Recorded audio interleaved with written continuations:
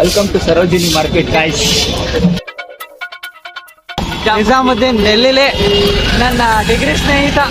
ನಿಜಾಮುದ್ದೀನ್ ಡೆಲ್ಲಿಲಿ ನಮ್ಮ RCB ದೇವ.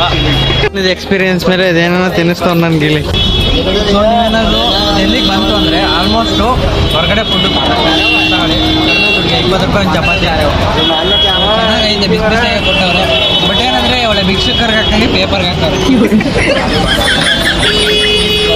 ರಪ್ಪ Delhi metro ಇದು ಸ್ವಲ್ಪ ಫುಲ್ಲು ಸೆಕೆಗಳು ಇಲ್ಲಿ ಯಾವ ಮಟ್ಟಿಗೆ ಅಂದರೆ 35 ಡಿಗ್ರಿ ಐತೆ. ಅಯ್ಯೋ ಹುಚ್ಚಿಡ್ದೆ ನನಗೆ ಇಲ್ಲಿ ಬಂದರೆ.